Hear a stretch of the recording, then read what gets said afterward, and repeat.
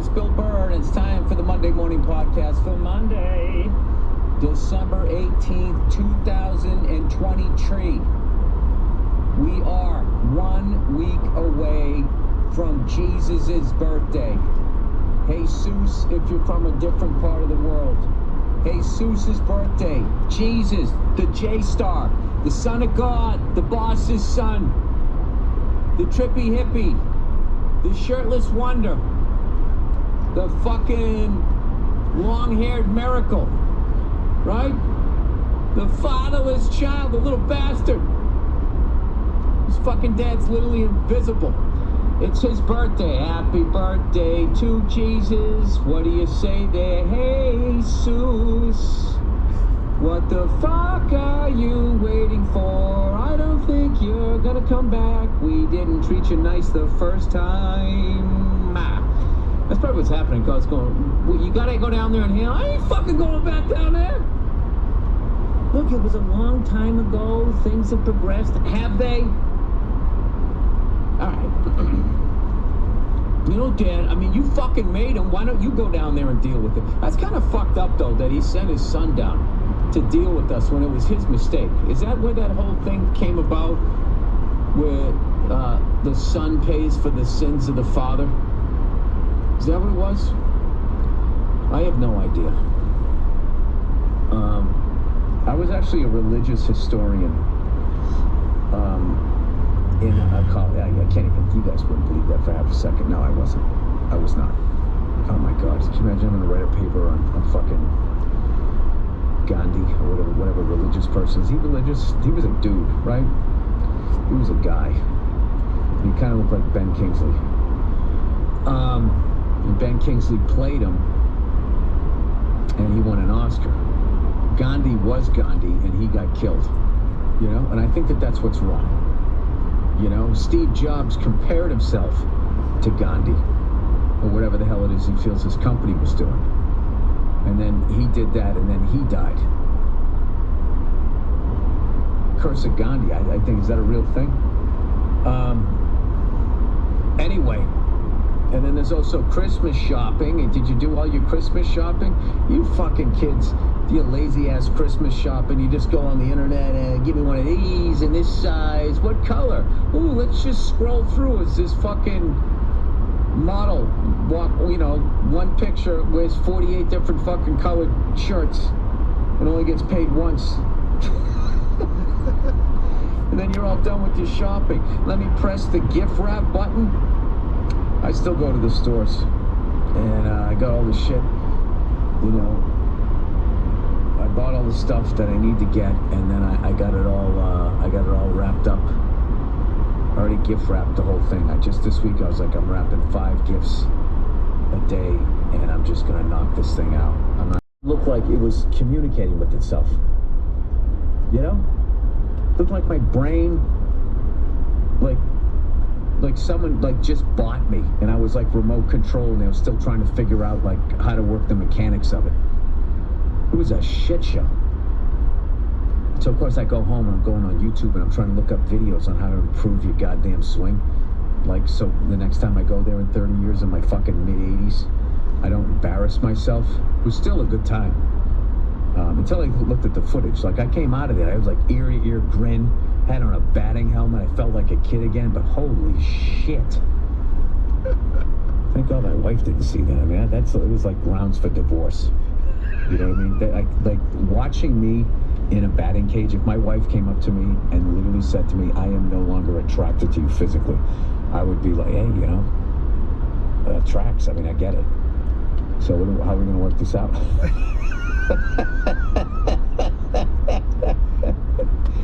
Oh, speaking of my wife, I learned something today about women, I think. For the 5 ladies that listen to this fucking podcast. So I talk about fucking football and NCAA football and batting cages. You need to up your female demographic. This is what I noticed today. Mia had on her big clothes. You know, I go look at, I don't know. And it was just like, I was trying to like, get something going today. And she just wasn't having it. And then it finally dawned on, wait a minute, she's got on her big clothes. So I finally looked at her. I said, I get it. Because I said, come on over, snuggle with me. I'm watching TV, come on over. She's like, no, I gotta kind of. I just finally took her in. I was like, all right, I get it. She goes, what? I go, you got on your big clothes. She goes, what? She goes, you making fun of what I'm wearing? I go, no, you got on your big clothes. You got the oversized T-shirt on. You got your big fucking sweatpants. You got on your big clothes. Big fucking slippers. I get it. You want to be left alone today. She goes, what are you talking about? I go, your Nene big clothes. And she just starts laughing. She goes, stop calling me that. But I know she's so silly. I knew if I just call her big clothes, she'd keep laughing. I go, you got on your big clothes. Like, I think I figured something out.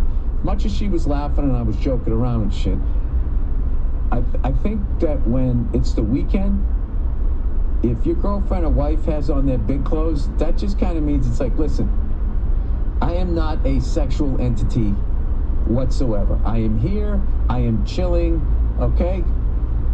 I don't even really want you to talk to me right now. All right? I got on my big clothes.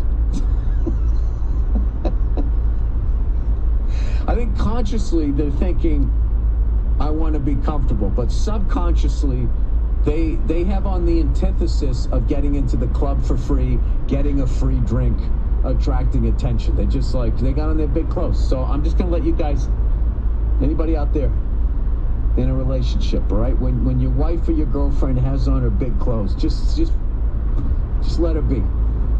Let her be. And and that could actually work for you later on. Because them, I mean, they put so much worth on how they look. And they'll blame fucking advertising and men. Fuck that. That's like, how hot you look for a woman is like a guy back in the day. What can you bench? You know what I mean? Like, how much shit can you pick up? How much can you kick the shit out? It was all about being strong. And women, it was all about being pretty. It always has been. And there's nothing to it. It always will be. All right? You know what's funny is the no makeup trend, right? But they always try to get that thing going, and just not enough women get on board. They just say, no, I'm not fucking doing that. I'm not going to walk around and look how I really look. It's just not happening. Okay? I like getting gift bags. All right? I'm getting a bra that's pushing the girls up. I'm putting on my fucking face. I'm getting my hair done. I want to, I want the free shit to continue. I don't know.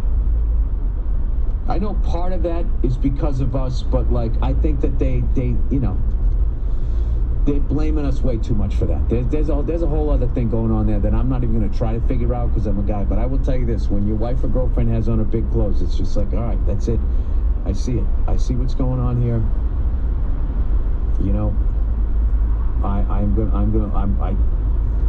I received that. Is that what you're supposed to say now? I hear what you're saying with your clothes. And I will fuck off. I will stay on my side of the couch. I'll leave the fucking room. She was one more big article of clothing away from me just getting up and maybe just going for a drive. It's just like, she really needs to be alone. All right, so keep an eye out for that. The big clothes. There's a lot of things that are being said, And don't even let it be, no, the 90s style is coming back. By the way, everybody's like loving the 90s. Like, it was the worst fucking decade ever for fashion. All of those oversized fucking clothes. Everybody was walking around looking like they just dropped 80 pounds. And they had a bunch of loose skin under their shirt. It was fucking horrible. The chicks walking around with those big, stupid, boxy jeans. They had on their big clothes. They had their big clothes, and they grew out their bushes. And that's what really happened in the 90s, and nobody wants to talk about it. It's a big cover-up. And that's why Henry Kissinger finally died, because they were trying to distract from that story. That's all true. You can look it up. Anyway, I've still been working out. We're doing good. Pitches have been going great. Some people are interested. We'll see what the fuck happens. I think I got another great idea for a movie. We'll see. And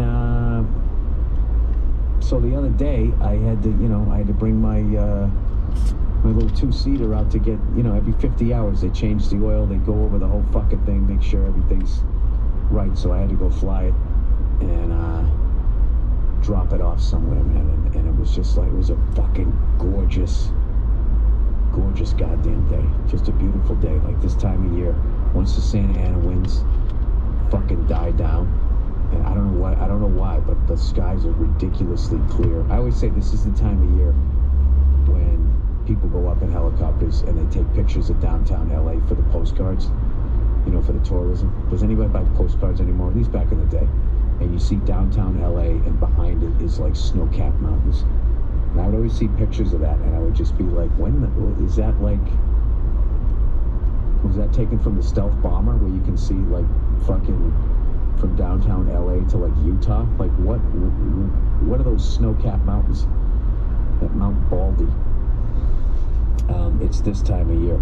So I did one of my favorite transitions of any airspace is the Sepulveda Boulevard over LAX, 2,500 feet. And you just get to see, what a fucking Bravo airspace airport looks like for real pilots, commercial airline pilots, not jerk-offs like me. And it's amazing at 2,500 feet, looking down. It's funny, it's like the airport itself where all the people are, you can't believe how small it looks. It's like, how the fuck are all those people in that little ass thing compared to like the runways and all of this shit where the jets are? Like the airport where all the people go looks like it takes up 10% of the land.